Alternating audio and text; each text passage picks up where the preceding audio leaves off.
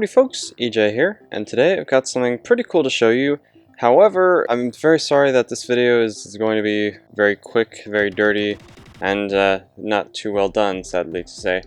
But I'm kind of have my hand forced in this because this concept has come out, made up by somebody else, completely aside from me. They came up with the exact same concept I did, and managed to release it before I could, because as I explained in my other videos, I had this idea a month ago, and then life went insane for me, so I'll probably post another video ranting about that later. But anyway, let's go ahead and explain the concept that I've come up with here. I also haven't had time to actually compact this into a one-command creation, but someday soon I plan to turn this into a one-command creation and make a better tutorial on this. But let's just go ahead and show you the concept so you can get the idea out there, hopefully inspire some people, and let people know what I have made. So, as you press this button, it uses replace item to give you all these spawn eggs. These are endermite spawn eggs with specific names, so that when you summon the endermite, it will summon an endermite with that name, for example, remover. And what each of these do is they summon a different shape or something. And I have hooked it up so that they're easily customizable. Now, the reason I came up with this is because I was trying to come up with a world edit type of tool selection, so you could use it as a brush tool to create all sorts of different shapes in different materials, which would be useful for world edit. And then I got banned for a month for Minecraft, and I got super busy, and then other concepts came out with world edit exactly, and I was like, oh great, 2 other world edit concepts came out this week. I guess I'm going to save this for a while, and everything was crazy. Anyway, the whole idea for this concept started out by me messing with a sponge. As I was placing down a sponge, I noticed that it ends up with a weird circular radius around it that actually is where it sucks up the water from. And I was like, I wonder exactly what shape the sponge sucks up water in. And I was thinking, wait, if it's a perfect sphere, maybe I'll be able to use this as some sort of sphere generator in Minecraft, which would be a really cool concept because I've never seen that done in vanilla before. So that was the premise I started off with, and I started trying to figure out how to do this. So that was the original premise I went off of, but what I found turned out to be a little bit more interesting than just having a sphere. So when I do it, it turns out to be this weird pyramid shape, and this is the exact way that a sponge actually works. It's approximately the same shape every time, but there is a little bit of randomness involved. But it basically spawns this weird little pyramid diamond-y shape, and I'm like, whoa, that is not a sphere, but it's quite interesting. So, basically how I achieved this effect is I fill an area around the endermite with water, then I set block a sponge block exactly where the endermite is to clear out the water, then I fill all air in this area with this stain-hardened clay. Then I remove all the water, leaving things exactly the way they were, except for the fact that there is now this shape in exactly whatever hole was created by the sponge sucking up water. And that's how I created this effect. And then I was thinking, well, this isn't exactly a sphere, so let's figure out what other game mechanics we can exploit to try to create interesting shapes. So what I wound up doing is I started to experiment with TNT. And it turned out okay. It was more round than the pyramid shape that I ended up with the sponge, but it still wasn't the perfect sphere that I was looking for. I got it to be pretty cool, and it is useful, but it wasn't quite what I was looking for. Then I saw a video come out by Jragon 014, and he basically had this exact same concept, and he was using it for world edit, which is exactly what I was planning on using this for, and I was like, oh great. Now the main mechanic for my thing is used, and that's why I was delaying myself from using it so much, because I was annoyed that this concept had been come up with, and he actually credited it to Squirt Dude, so apparently it's been thought of 2 times over, and yeah, I wasn't too excited about that. But yeah, I came up with this on my own, great minds think alike, I guess.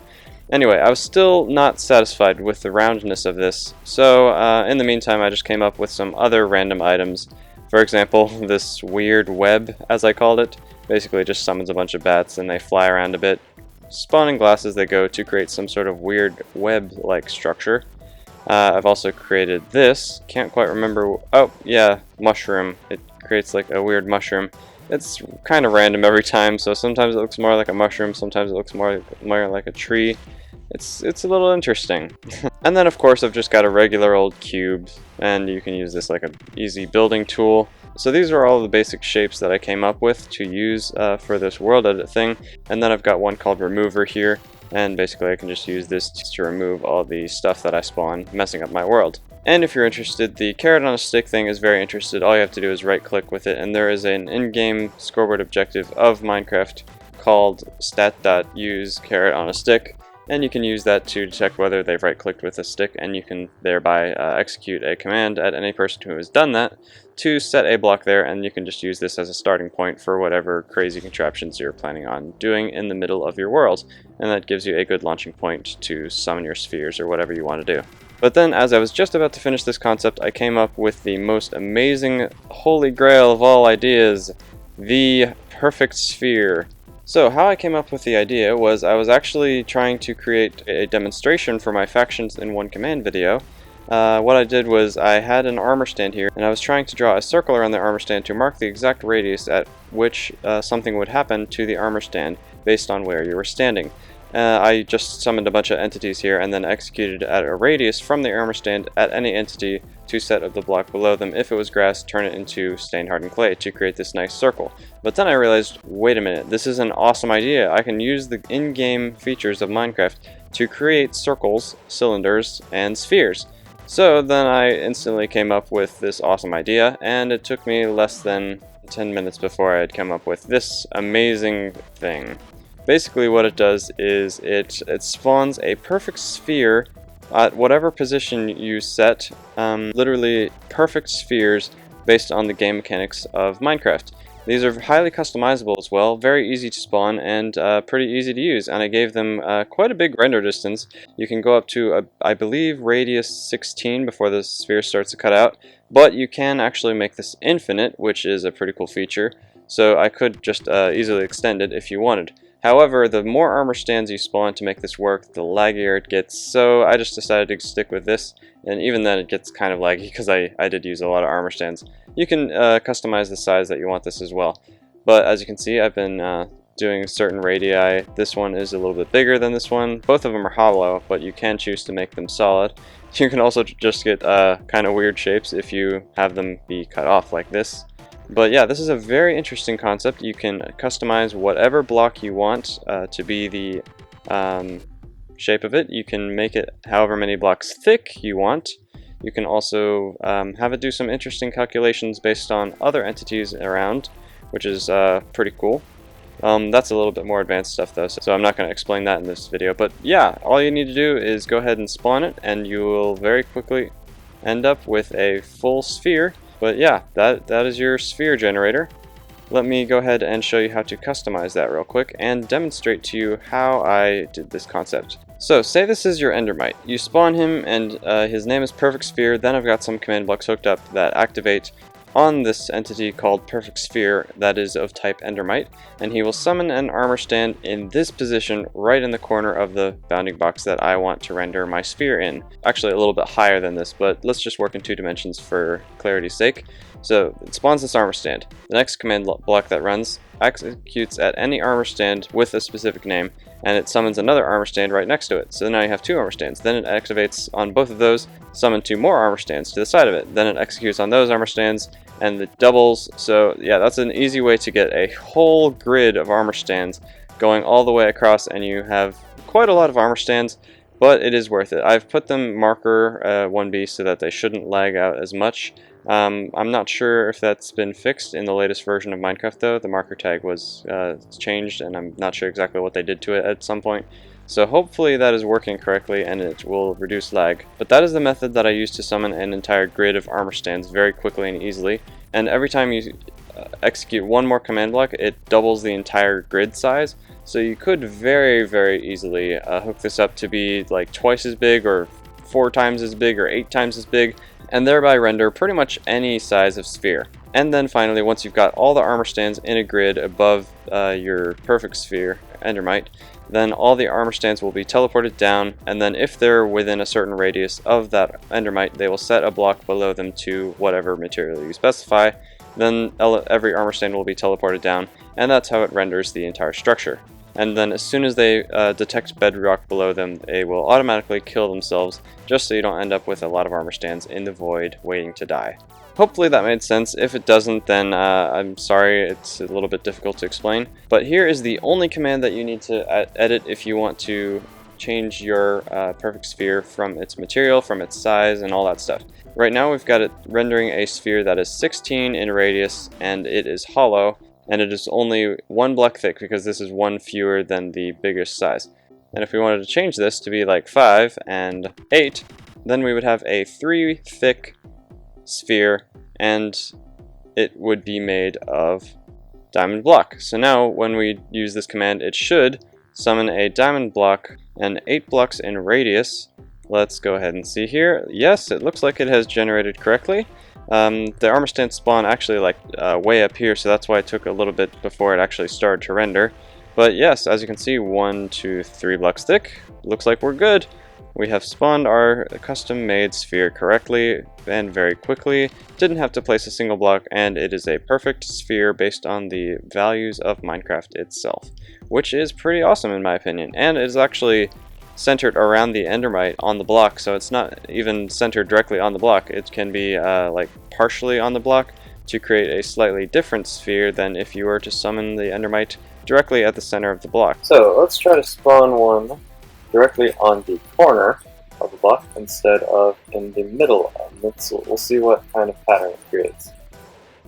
It should be very different from the little knob that you have when you spawn it right in the center of the block. Alright, it's about done. As you can see, the rendering is a little bit funky, but it is indeed working. Lighting updates are being very annoying right now. But now that it's done generating, let me get it out of here and see if it still has that little knob. Nope, it's different. So it does actually generate differently, whether you spawn the endermite in the center of the block or on a little bit on the side of it. But it still turns out to be a perfect sphere, which I think is pretty awesome.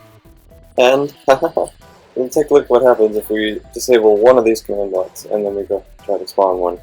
It'll spawn something like a weird ringy structure. It's actually kind of interesting. Let's see what happens here. Ta-da! A lot less lag because it doesn't have as many lighting updates. And as you can see, it's created these weird rings and stuff. Very interesting indeed. Let's go and re-enable that. Oh. And now we should have a full sphere again. You can change which ones are activated and which ones aren't to create different thicknesses of spheres, I guess. But yeah, interesting stuff. I think the main reason why it lags is because of all the lighting updates that it does. So, other than that, it's a pretty efficient, pretty cool method, and I'm pretty fond of it. I'm just so sad that I didn't get the chance to get mine released before someone else did the exact same thing.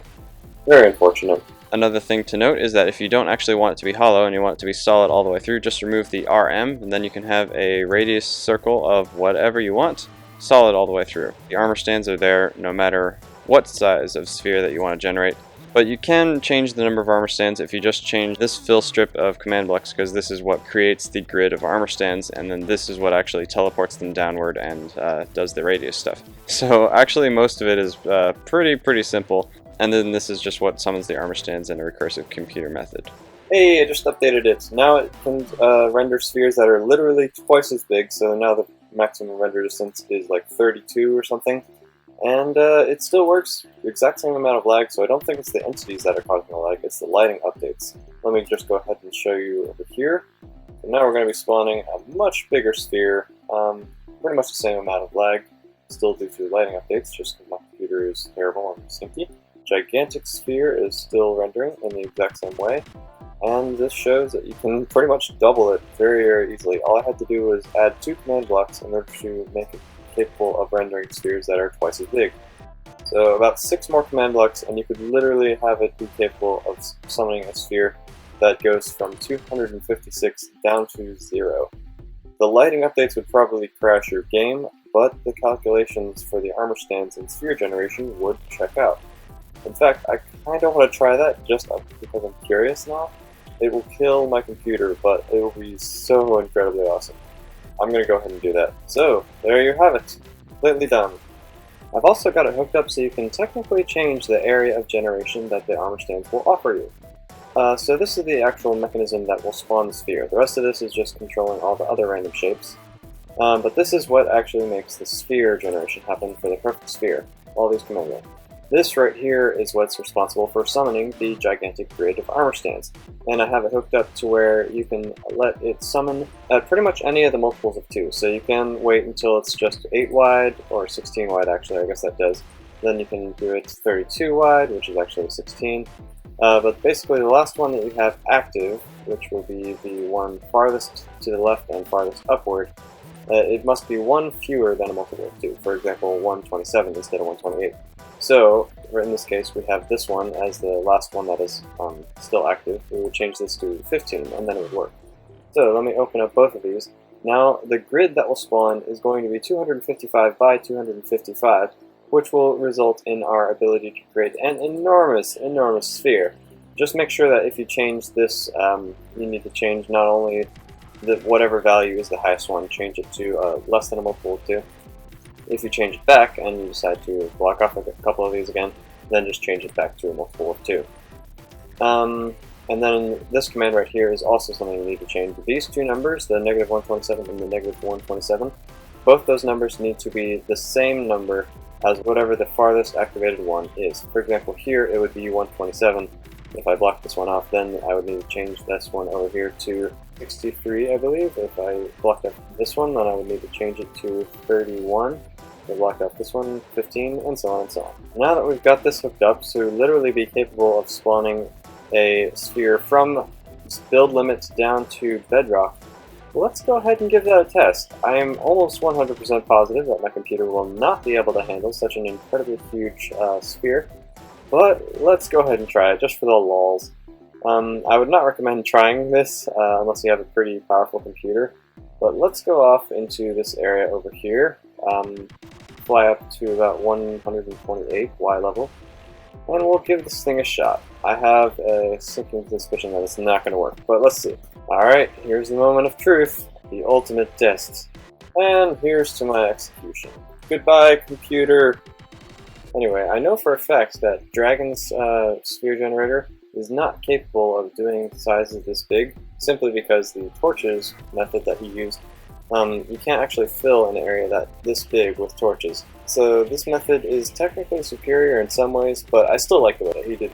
Well, I like that and crashed, so I guess that's not going to work. So I guess it's possible, but definitely not recommended, and definitely not possible for my computer. But the method itself is capable of doing that kind of things if you have the processing power necessary to do all the stuff that Minecraft needs to do. Let's go ahead and see if we can make this work by doing a slightly less huge one. Let's block off that one, change these numbers to the odd numbers, just like I told you. See? Then we also need to change this one over here from 60, or from 127 to 63. 62, 63, 63. Also forgot that you should properly edit this based on what these two numbers are. So if these are like 47 or something, this should be about 48. If these are 63, it doesn't make any sense for you to have this be 34, because then it won't render enough. So I didn't actually remember about that until just now, but let's go ahead and set that to 64. Now it should be above where the sphere needs to generate, and it should work. Let's see if this sphere will work, now that it is half the number of entities, half the size of the sphere, and about half everything else. Hopefully it'll be half the processing power, and my computer will be able to keep up. But again, I still don't know how much hope I have for my computer, because this is a pretty big sphere. Cool. Oh my gosh, there's so many Ermstone. Holy cow, it's actually working. My gosh. It's probably one of the laggiest things I've ever built, besides the one that crashed the computer. But it's actually going to succeed. My gosh. Hey, we have FPS! It looks like the worst of it has now passed. Let's take a look at what has been done. My gosh, isn't this the most beautiful thing I've ever seen? This was generated in vanilla with command blocks. My gosh, look at that. That is awesome.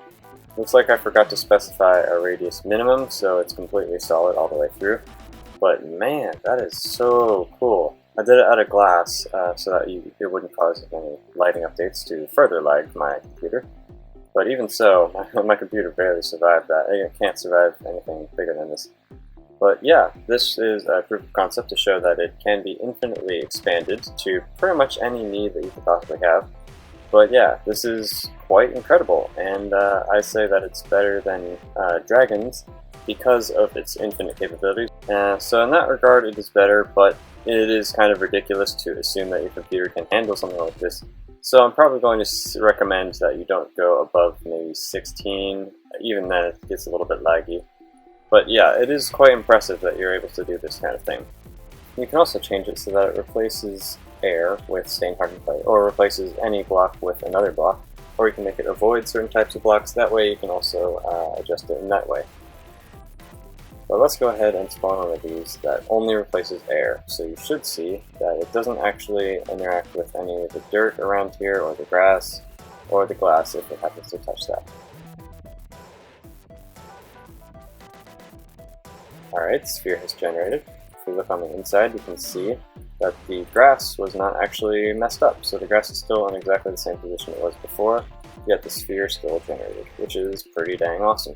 But yeah, you can use this to create some pretty interesting structures. For example, like wacky looking things, and yeah, it's a fun thing to mess around with. And then I've also just got this little remover item that will remove basically all the materials that I have set up by default with my machine. You can change those and customize them to whatever materials you want, or just not use the remover at all. I just find it useful when I'm trying to clean up my world, because during my testing of all the stuff, I ended up with quite a lot of junk. I built a little dude. I had like tons of these things lying around, but I can just easily remove them. There is the sphere, there is the other sphere, and here is the mushroom.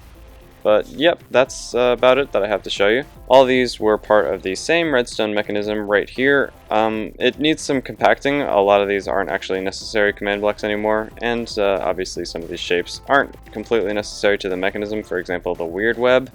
So I'll probably remove those, but I will eventually get this hooked up with a one command creation. I just haven't had time because I've been working on trying to release some other more important stuff that I've been working on. And I've been, in my real life, I've had a lot of stuff going on. So that's why it's been so late in coming. I'm very, very disappointed that somebody else came up with the exact concept that I had for this very awesome invention.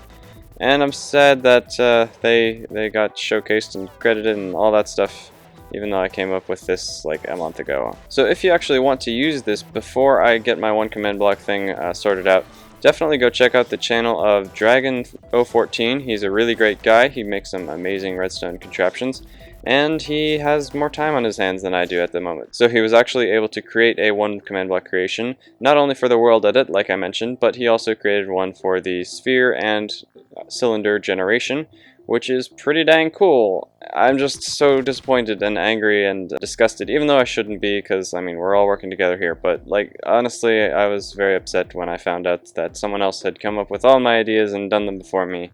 So yeah, that was a very sad day for me. But here's my creation. I'll probably put just a schematic in the download for now. This is the commands that you need to run first to make it work. This one's actually not necessary, but these two you need to add a scoreboard objective, and probably do that if you don't want lots of blocks be fallen when you use ones like this. Ouch. Because it uses TNT, so it'll probably blow up a lot of stuff. Oh, yeah, that didn't work because it was too low in the ground. Because it's a super flat world, so it's only got a couple blocks, and the fill commands sometimes fail. Schematic for this in the description, or once I get this hooked up to be a one command block creation, I will definitely link that in the description and probably do a better showcase video.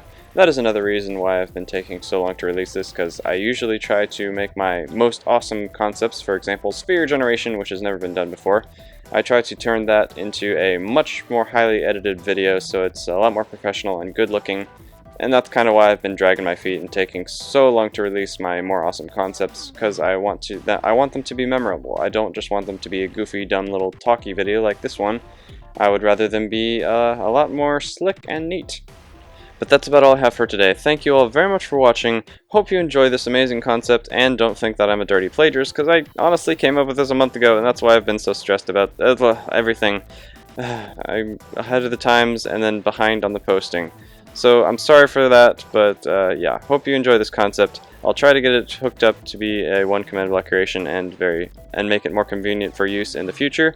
But that's all I have for today. Thank you all very much for watching, and I will see you guys all later. Bye bye.